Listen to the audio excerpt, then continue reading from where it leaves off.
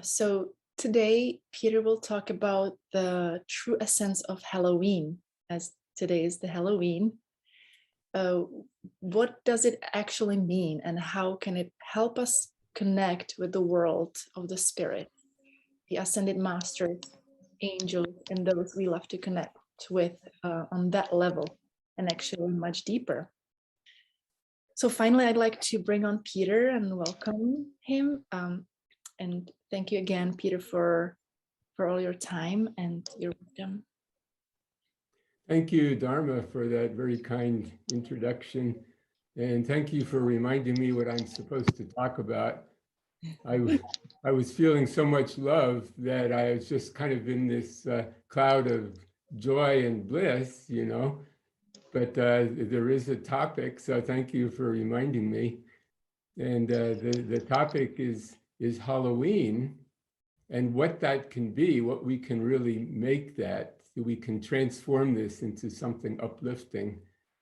And the reason I put the picture of me with the sword that's on the front of my book up on the screen before the meeting was not to boast about, you know, look at me, look how great I am. I think, anyway, the picture was posted as a picture of me on Mount Shasta with a sword.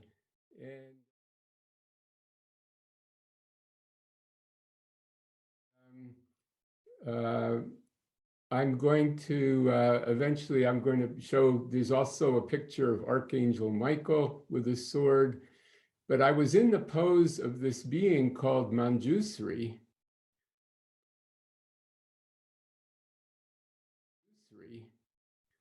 And a lot of people did not read the explanation in the book. This became the cover photo from my book, my autobiographical book, Apprentice to the Adventures of a Western Mystic, Apprentice to the Masters.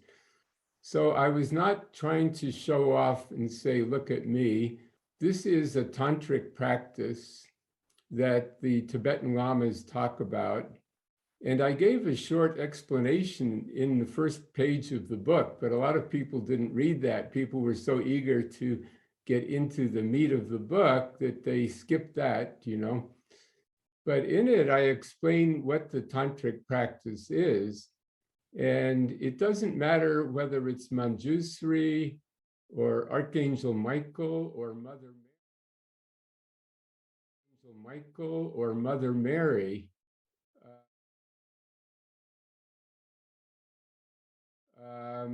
It's like you use that devotion for your chosen master or deity to help transform yourself into a similar light being. And I just chose Manjusri for that picture. The sword does not invoke violence. It's actually the sword of discriminating intelligence used to cut through the knot of ignorance, which is hopefully what we're doing now. But you could just as easily have chosen Mother Mary. There's a beautiful picture of her that's been used for hundreds of years where she opens her chest and you see her heart. And it's called the Sacred Heart of Mary. And in Tibetan Buddhism, the lamas teach this tantric method, but very often in the West, they don't give the second part of it. Because the problem is they find Westerners do the visualization and they feel the energy, and then they start thinking that they are the reincarnation of Mother Mary, or that they are Jesus or Saint Germain or Archangel Michael. I've met many people in Mount Shasta. In 1 year, 3 women told me quite confidentially, I was Mother Mary, you know, because they started to meditate on her and she sent her energy through them and they went, oh, that's who I am. And that's a great gift. She was giving them a gift, but the whole point is to use that sword to cut through the ego. So wait a minute, I am the presence of the Divine Mother. I am the presence of Mother Mary in this moment, but that is not who I am my basic identity. I'm not the reincarnation of Mother Mary. When I first started out meditating on Saint Germain in the 70s, I would spend a lot of time every day looking at his picture, meditating on him,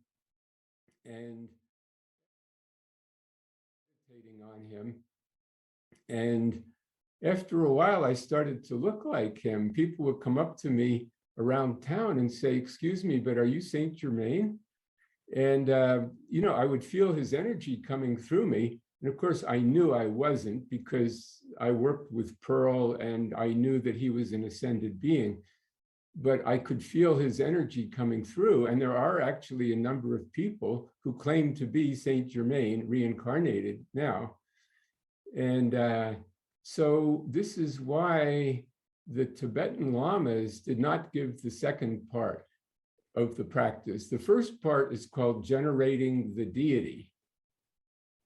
And that means you meditate on the deity in front of you. Now, this can be done just with imagination or looking at a photograph or a beautiful piece of artwork,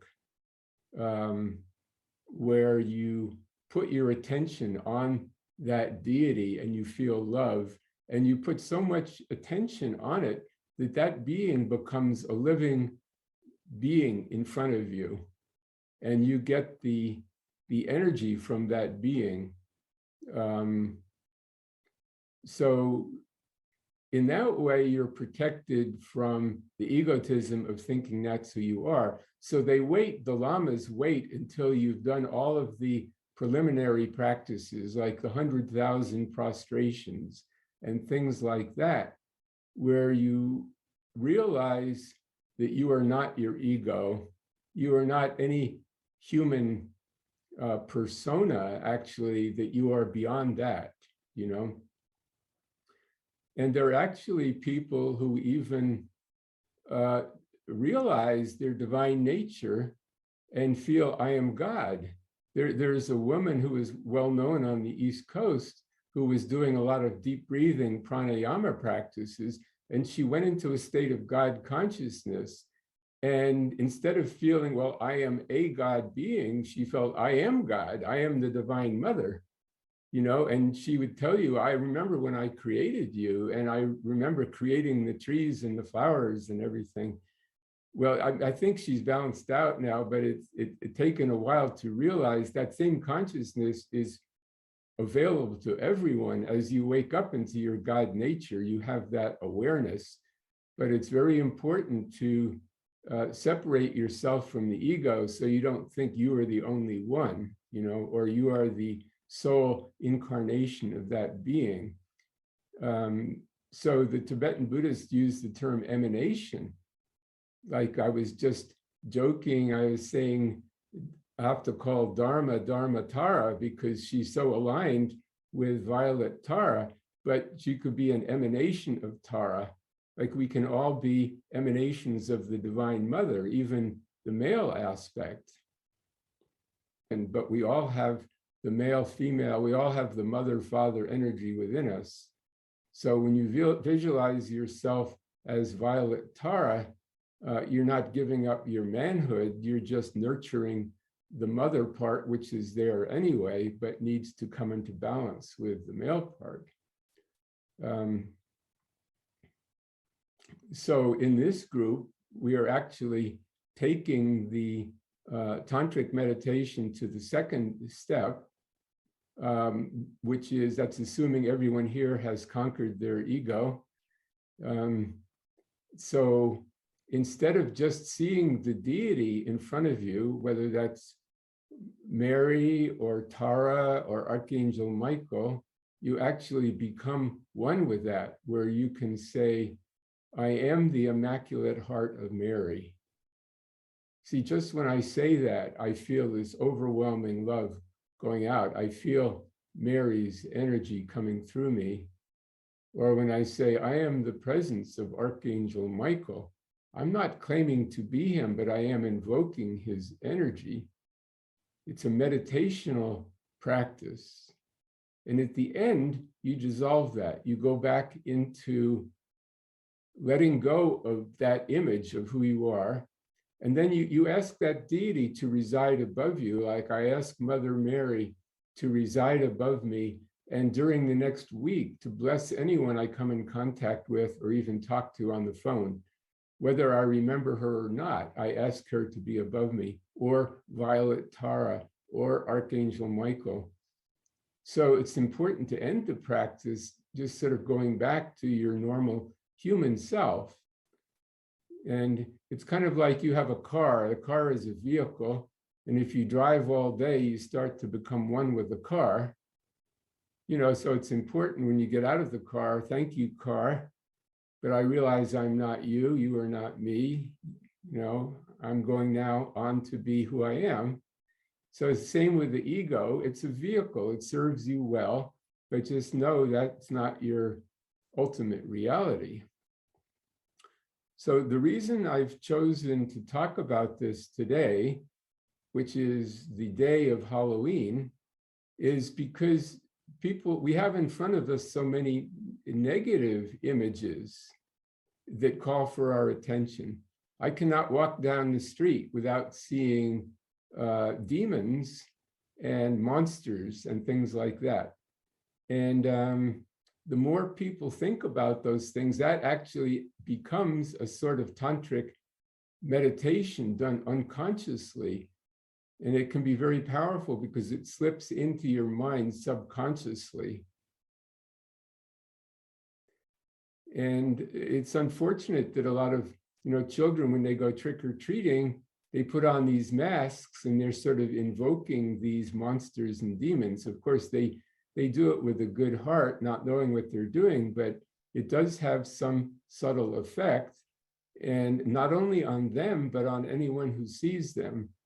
And you have to know that there are thought forms that are created. Like if you watch a scary movie or a horror movie of a monster, you're creating a thought form, and that form continues to live on its own, which is created by your own energy and attention. And if you don't think about it, it gradually dissolves, it goes away.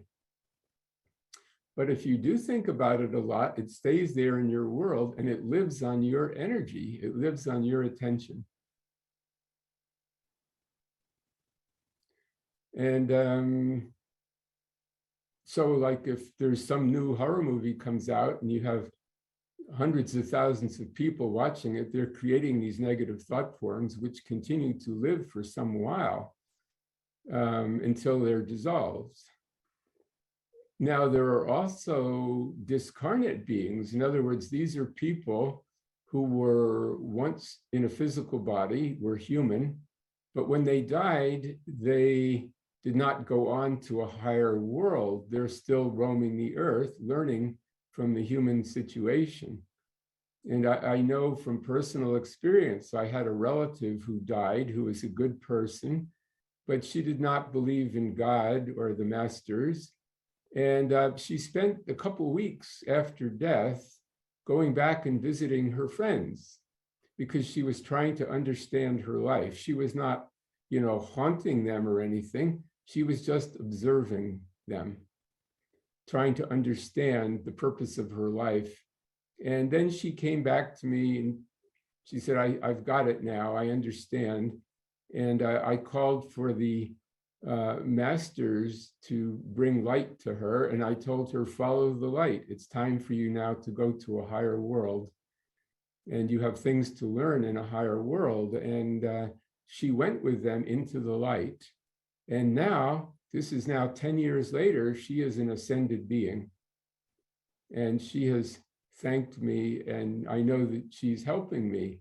So all of us may have loved ones or relatives who we think maybe we're not so spiritual, but once they die and they see the illusions of the ego, they can change and make progress very quickly, and our prayers can help them, and sometimes they can help us. And people in so-called primitive societies, which are not so primitive, actually, knew this, and they were aware of these departed relatives, and they would pray for them and receive help from them. like if you had a grandmother who passed on, she might be sort of a babysitter for the grandchildren, etherically, kind of watching out for them as what people call a guardian spirit, something like that. So in traditional societies, at this time of year, the harvest was in, which required daily work in the fields. All the grain and the vegetables, the potatoes were stored in the barn, and people could then start turning their attention inward and give thanks. So they would give thanks to the nature spirits for the harvest, and they would give thanks to their departed ancestors, and also any great beings they knew, like Jesus and Mary and so on, who they knew were, had been helping them. So they would leave an offering out, like either on a shrine in the house or sometimes maybe outside. And they would leave a little food offering, maybe a piece of candy for that relative, and invite them to come visit and make a symbolic offering as a sign of their gratitude to that relative or to that nature spirit. Well, it didn't take long for the kids in the neighborhood to realize that some candy had been left on the porch, so they would go help themselves to the candy. And then in the morning, the people would feel good. Well, a relative came and ate the candy, so we know that the offer was accepted. But then the kids would go a little further and maybe do a little prank where they would tap on the window, or they'd make a sound, woo, like they would pretend to be that being. But then, of course, it went even further. They would pretend. People have always been afraid of ghosts and goblins, and even afraid of nature spirits who could sometimes appear as tricksters. They could take on any form. Sometimes they like to play their games too. So people would see these beings. Well, the kids discovered that, and they would sometimes dress up as these little goblins and ghosts and things, all in good fun. But it became more and more of a serious thing after a while. And of course, the movie industry made a lot of money on this, promoting these scary beings. So this comes back to the basic principle of all spirituality, and not even spirituality, a basic principle of life is what you put your attention on is what you become. So if you put your attention on a goblin, you tend to become a goblin. If you put your attention on the conspiracies in the world, your life becomes filled with conspiracies, and that becomes your only reality. So you have the choice at every moment. Like when you wake up in the morning, not only what clothes am I going to put on, or what costume am I going to put on, but what energy do I want to invoke today? So, if I read about some juicy conspiracy last night, I might wake up with that still in my mind, and then I run into friends during the day, and I would say, "Did you hear what the government is doing?" And then I transmit that reality to them, my frustration, anger, fear, so on. But I don't want to do that. I don't want to transmit that. I don't want to live with that fear myself, and I don't want to pass it on to other people. So I choose to say, I am the presence of the living Christ. Come forth in me and through me throughout this day, blessing everyone I meet. And I have the choice as I sit here alone in my room, what do I want to think about? What reality do I want to live in? And I know that I'm not just creating that reality in my mind or in this room. What I think and feel goes out and affects everyone else. It affects my neighbors. It affects the town I'm living in, and it really affects the entire planet. So one person having a good thought or feeling love spreads that to everyone. So that's why we can accept this and kind of dismiss the illusion that we're alone and really send out good energy into the world. And I'd like to read a little quotation from Albert Einstein, of all people. He was actually a very spiritual person. He said, "Concerning matter, we have all been wrong. What we have called matter is energy, whose vibration has been so lowered as to be perceptible to the senses. Matter is spirit, reduced to the point of visibility. There is no matter. A human being experiences himself, his thoughts and feelings as something separated from the rest, a kind of optical delusion of consciousness.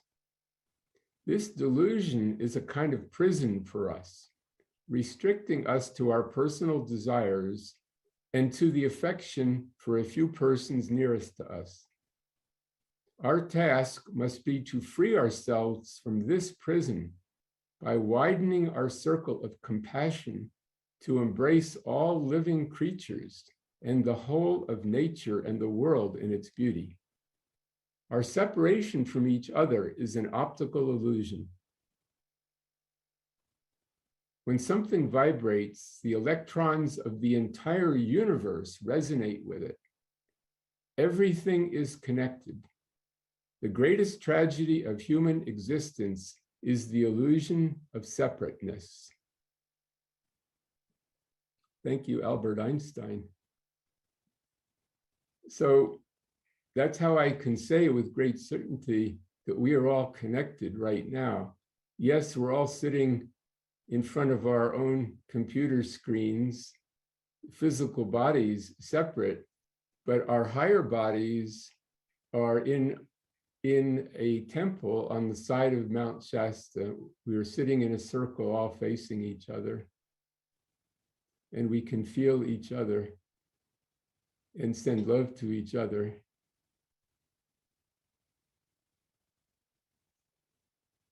We can all admire each other's costumes, whatever costume you choose to be wearing, whoever you choose to be. You can be Violet Tara, you can be Archangel Michael, you can wear the Mother Mary costume and invoke that energy for the blessing of the world. Because whatever frequency we vibrate at is causing the rest of the particles in the world to vibrate at a similar frequency.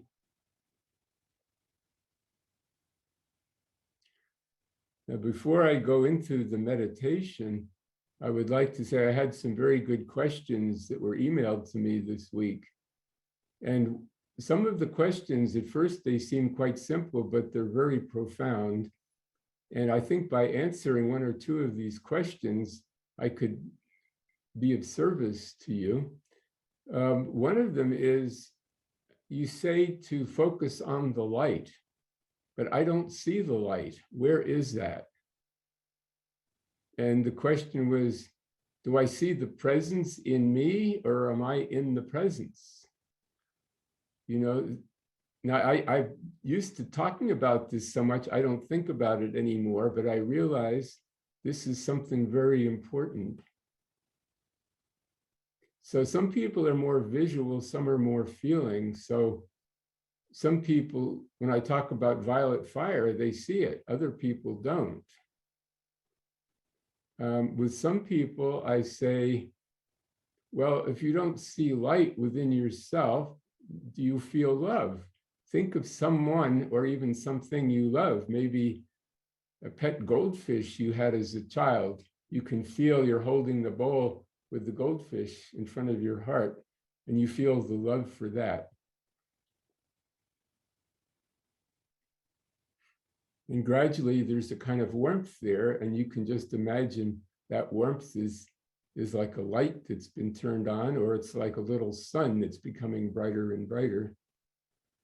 Or just imagine the sun in the sky and close your eyes and imagine that that sun is here.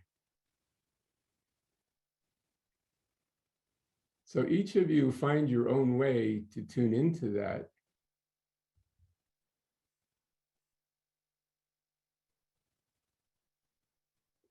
So just know that the I am presence, which is the source of your being, which is God, is above you, not more than 50 feet or 60 feet. And as you meditate or try to meditate, it comes closer. That's how God can be aware of your every thought and feeling at every moment. You could not take a breath without God. So you can talk to that presence that is causing your heart to beat and your lungs to expand and contract. Say, dear God, I know that you're listening. Please help me. Please help me bring more love and joy into my life and help me feel more connected with my brothers and sisters, with the ascended masters.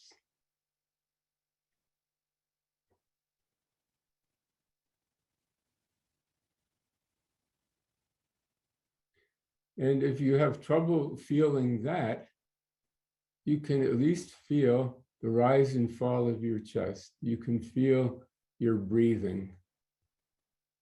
And focusing on that is a doorway to spiritual consciousness and to feeling the light or to feeling love. You just observe the in-breath and the out-breath, the rise and fall of your chest. And if a thought comes up, you just label that thinking and let go of it, come back to the breath.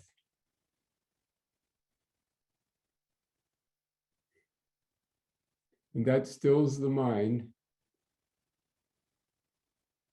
And gradually you start to become aware of an energy in the center of your chest. It's not really your physical heart. It's more like where the sternum is. And underneath that bone is where the thymus gland is, and that is the focal point of the sacred fire, the fire that animates your body. In Sanskrit, they call it the Jyoti, the sacred light. And the more your attention is on it, the stronger it becomes. Again, what your attention is on is what you become. If your attention is on that sacred flame within your chest, then it becomes brighter. It's like throwing fuel on the fire. Without fuel, the fire gets weak, but you throw another log on and it becomes brighter. So you put your attention on it, and that fire within you becomes brighter and warmer, and you can feel it.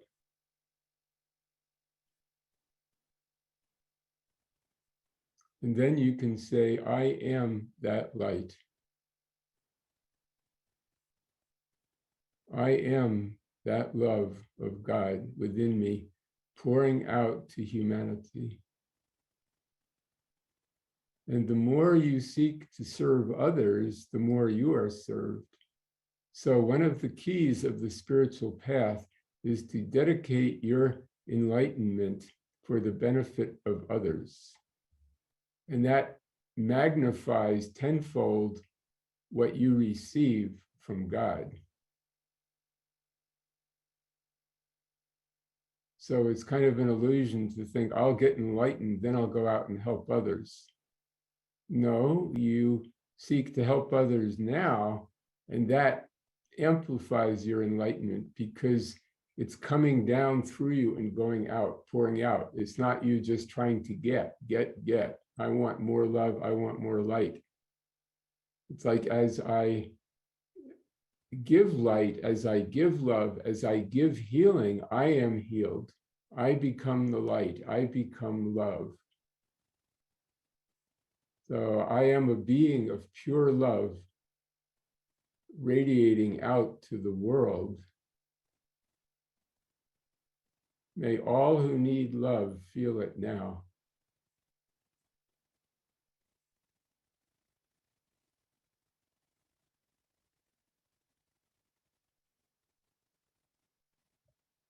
So I would like to continue this meditation now, where we all assume our divine form, whatever deity you choose to manifest as.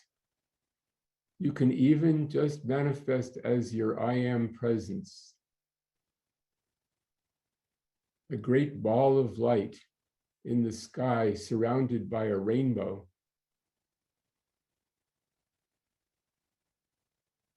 And just see yourself as the presence of the living God. I am the presence of the living God now, going forth, rising into the sky, going wherever on the earth my energy is needed, where my love and my light are needed. You can start out sending it to the location where you live, or someplace on the earth that needs your attention.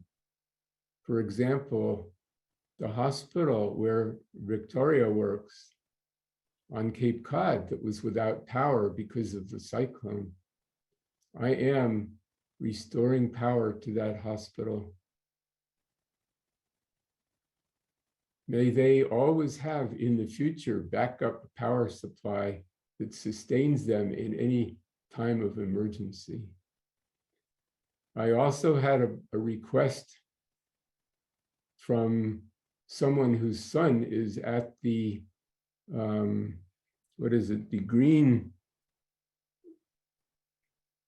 Glasgow Climate Summit, where different world leaders are gathering to help bring about beneficial changes for how we relate to the climate and to Mother Nature. So we can call on the masters, or as our own master presence, I am sending light down to the Glasgow Climate Conference.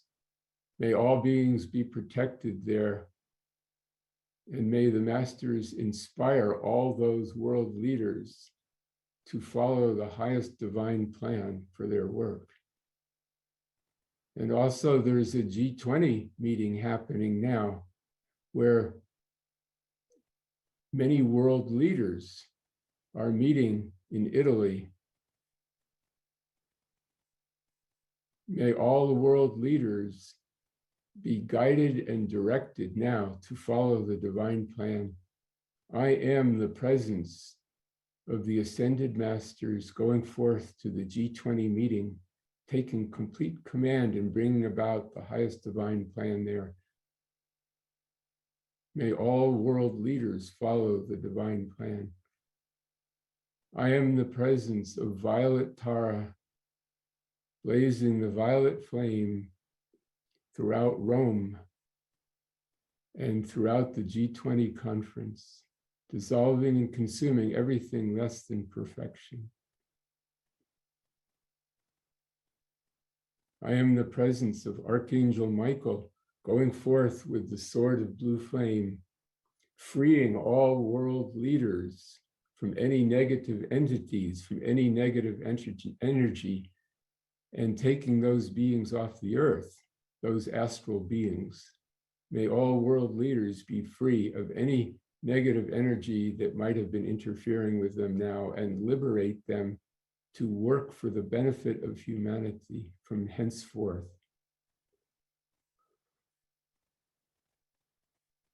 I am the presence of the living Christ, come forth throughout the earth.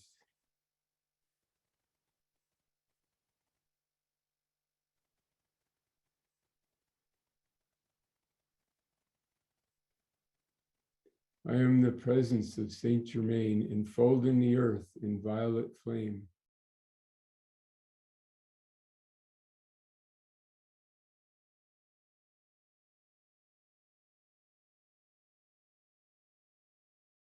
The earth in violet flame.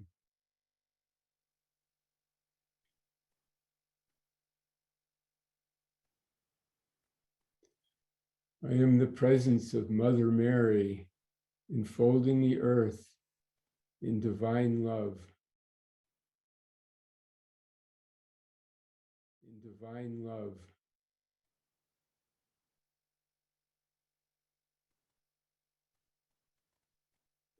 I am the Immaculate Heart of Mary, enfolding the earth.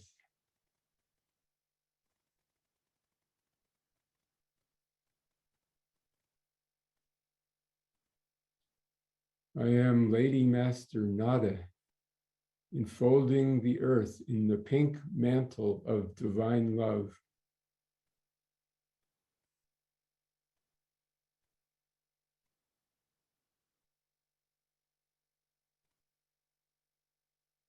I am divine love come forth in the hearts, minds, and worlds of everyone on earth.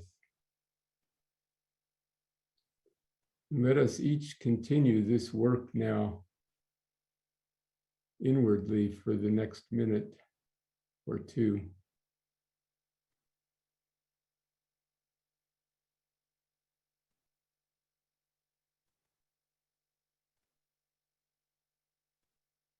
If you know someone who has been suffering or needs help,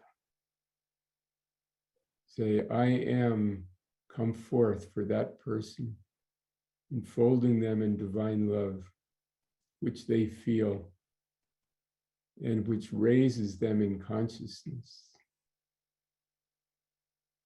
and heals them.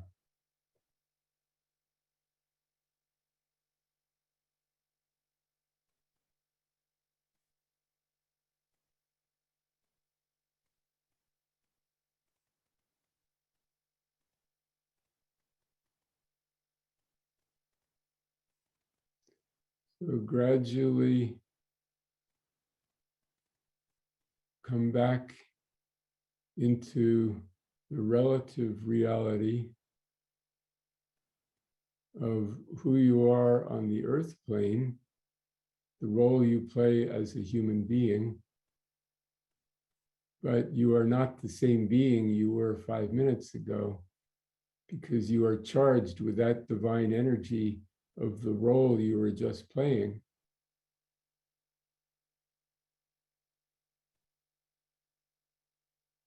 You have brought some of that Christ energy, that Mary energy, the Saint Germain energy, the Archangel Michael energy, the Nada energy back with you, and it's in your aura now. But you are also now aware of yourself. You know what your name is, or the name people call you. You know it is not the real you, but it is the role that you volunteered to play in this life.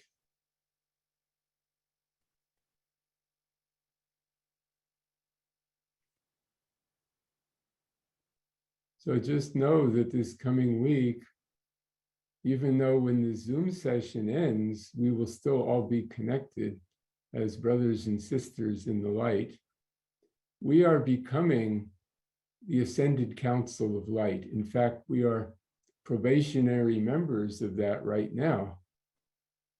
The beings we know as Ascended Masters will go on to become cosmic masters, and we will fill their shoes, or we will accept their robes. And we will be doing the work which they are now doing. So we are being trained to become the way showers of humanity. And part of that training is to confront negative situations, negative energy. So don't feel that you have failed if something unpleasant happens in your life or you have to contact negative people. That is part of the curriculum for becoming an Ascended Master. That is the Ascended Master University of life, where you are confronted with challenging situations that try to make you believe you are not who you know that you really are, which is a God being. So I'd like to accept some questions or comments people might like to make. If you guys are back on Earth in your Earth suits, And feeling as yourselves again, you may raise your hand. Can Peter explain qualification and give examples? Yeah, it's in the I Am teachings that if you wish to bring something into being in the world, you use visualization and qualification. So visualization is holding the image of what you want to create. Then the qualification is the feeling you put into it. So it's the same, if you want to heal a person, you visualize them as perfect, and then you pour the love and the spiritual energy into them from your heart, So I hope that answers a little bit your question. So we have to trust that there's really a divine plan, and that to work with it, things are not happening by accident. You agreed to be in this movie, and it wouldn't be an exciting movie if there weren't some challenges, some dangers and things like that, In fact, a friend of mine told me yesterday, she remembered she had a vision of before she first came to the earth, like 10,000 years ago on a spaceship, that she and a bunch of other people were going to be dropped off here. And they had to choose what kind of life they wanted to have. And it was like they had a questionnaire. It was like a job application, where would you like to work, or what kind of personality would you like to have during your first part of your earth experience? And one of them was happy and successful, famous, well-known, or ordinary life. And one of them was sad and depressed. And, she had been in a realm of absolute bliss for thousands of years. And she said, sad and depressed, that sounds exciting. I think I'll choose that. And now she's telling me, why did I choose that? But, in India, they have these expanses of time called kalpas, like 2.5 billion years. So God is in samadhi, Satchidananda, which a state of pure being, consciousness, and bliss for millions and billions of years, actually. And as you start to wake up from that and come out of it, you think, I'd really like to experience something different. I wonder what this sadness and depression is, So she realized she chose to experience that. And so if we trust that these experiences we're having are part of what we chose to experience, that we can grow from them. We are God wanting to experience other realities. And really, in the expanse of time, it's only going to be a second or like an hour. Like you say, I think I'll watch a video. It's an hour and a half. And while you're watching it, it seems like an eternity. It seems like it's going to, that's your only reality. But when it's over, you go, wow, that was an exciting video, or that was challenging. So that's, at some point, we'll look back on this human time and think, gee, that was something, but I got to experience what I wanted. So I hope that helps. But at every moment, we can still turn to God and say, I need a little love.